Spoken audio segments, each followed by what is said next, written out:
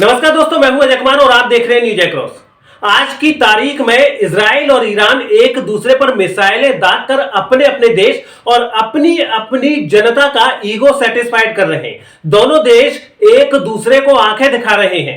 दोनों देश के नेता ऐसा शो कर रहे हैं कि बस अगले ही पल एक दूसरे को मिटा देंगे, लेकिन क्लियर कट जंग का ऐलान करने से बच रहे हैं। और इसके पीछे की एक वजह भी है कि आखिर क्यों दोनों देश एक दूसरे पर हमला करने से बच रहे हैं। कुछ तो आप लोग भी जानते हैं। आप लोग ये भी जानते हैं कि ये दोनों देश आज की तारीख में एक दूसरे के जानी दुश्मन हैं। लेकिन क्या आपको यह पता है कि 70 से 80 के दशक में ये दोनों देश एक दूसरे के लिए मर मिटने के लिए तैयार थे? क्या आपको पता है कि ईरान की खुफिया एजेंसी को इजराइल की खुफिया एजेंसी ट्रेनिंग दिया करती थी? क्या आपको पता है कि इजराइल अमेरिका से छुपकर ईरान की मदद किया करता था? आइए इस वीडियो में इन्हीं सवालों के जवाब जानते हैं। लेकिन अगर आपको इन सवालों के पूरी तरीके से जवाब जानने हैं तो आप वीडियो के अंत तक बने रहिएगा, तभी आपको इन सभी सवालों के जवाब मिल पाएंगे। सबसे पहला सवाल, क्या आज के जानी दुश्मन कल के जिगरी दोस्त हुआ करते थे? तो इस सवाल का जवाब है हाँ। और इसकी शुरुआत 1948 में इजराइल के पैदा होने के साथ ही शुरू हो गई थी। कहा जाता है कि तुर्की के बाद ईरान ऐसा दूसरा मुस्लिम बहुल देश था जिसने इजराइल को मान्यता दी थी। 80 के दशक में तो ईरान इजराइल को सबसे ज्यादा तेल निर्यात किया करता था। कहा जाता है कि ईरान ने कभी खुलकर इजराइल से अपनी दोस्ती का इजहार तो नहीं किया, लेकिन पर्दे के पीछे सब कुछ किया करता था। दोनों देशों में नजदीकियां उस वक्त और बढ़ गई जब एक अमेरिकी खुफिया ऑपरेशन के दौरान अमेरिका ने ईरान में अपनी कठपुतली वाली सरकार बनवा दी। दरअसल 15 अगस्त 1953 में जब भारत अपना छठा स्वतंत्रता दिवस मना रहा था, उसी वक्त अमेरिकी खुफिया एजेंसी ईरान में चुनी हुई सरकार को गिराने की कोशिश कर रही थी और इस काम को अंजाम दे रहा था ईरान का जनरल फजलुल्लाह जाहेदी। खुफिया एजेंसी से इस तख्तापलट की जानकारी मिलते ही ईरान के राष्ट्रपति मोहम्मद मोसादेक अलर्ट हो गए। उन्होंने सरकार के खिलाफ आंदोलन की तैयारी कर रहे दर्जनों लोगों की गिरफ्तारी का आदेश दे दिया। जैसे ही ईरानी सेना आंदोलनकारियों को गिरफ्तार करने लगी, जनरल फजलुल्लाह जाहेदी देश छोड़कर भाग गया। इस घटना के 3 दिन बाद 18 अगस्त 1953 को अमेरिकी खुफिया एजेंसी CIA की ओर से एक मैसेज ईरान में अपने ऑफिसर को भेजा जाता है। इसमें लिखा था, ईरान के राष्ट्रपति के खिलाफ हमारा ऑपरेशन विफल रहा। अब हमें इस तरह के किसी भी ऑपरेशन से बचना चाहिए, लेकिन CIA के ईरान स्थित अधिकारी अपने काम में लगे रहे। और फॉरेन पॉलिसी की रिपोर्ट के मुताबिक अमेरिकी खुफिया एजेंसी ने 19 अगस्त को तेहरान में किराए के लोगों की भारी भीड़ जमा कर दी। ये उग्र आंदोलनकारी देश में राजशाही को एक बार फिर से बहाल करने की मांग कर रहे थे। इन्हें वहां के शाही परिवार का समर्थन था।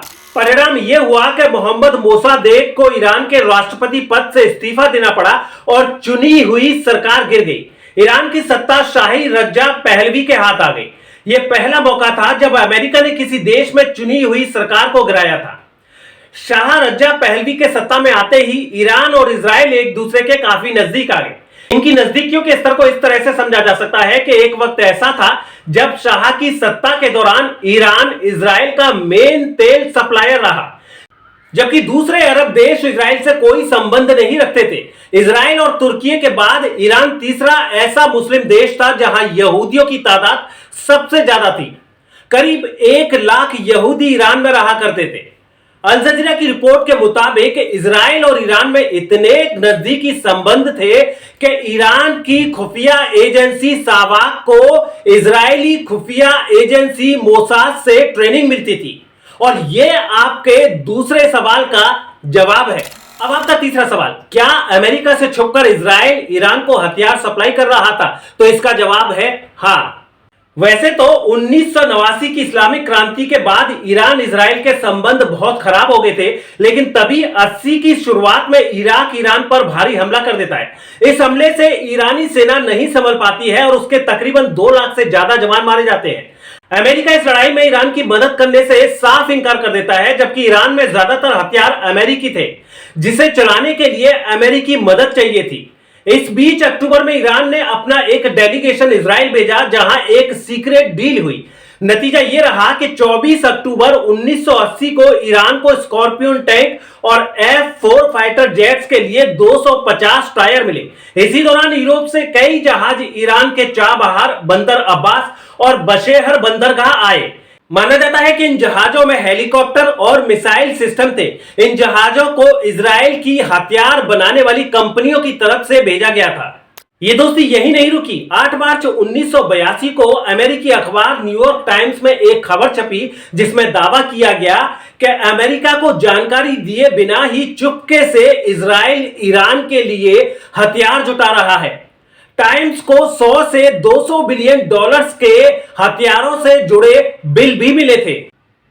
इनमें आधे से ज्यादा इजराइल की तरफ से अरेंज कराए गए थे। इतना ही नहीं, इजराइल की खुफिया एजेंसी ने वॉल स्ट्रीट में एक कंपनी खोली थी जिसमें 50 से ज्यादा लोग काम करते थे। इन लोगों का काम फर्जी कंपनियों के जरिए अमेरिकी हथियारों को खरीदकर ईरान को बेचना था। तो दोस्तों, इस वीडियो में इतना ही और उम्मीद करते हैं कि हमने आपके सारे सवालों के जवाब दे दिए होंगे। लेकिन अगर फिर भी आपके मन में इजराइल और ईरान से रिलेटेड कोई सवाल बाकी है तो उसे कमेंट बॉक्स में लिख दीजिए ताकि उसका जवाब हम ढूंढ कर ला सके।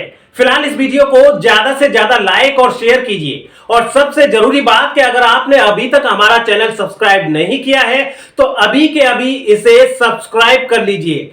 फिलहाल अपने दोस्त और होस्ट अजय कुमार को दीजिए इजाजत। अगले वीडियो में फिर हम हाजिर होंगे एक नई जानकारी के साथ। तब तक के लिए आप स्वस्थ रहिए, मस्त रहिए। जय हिंद, जय भारत।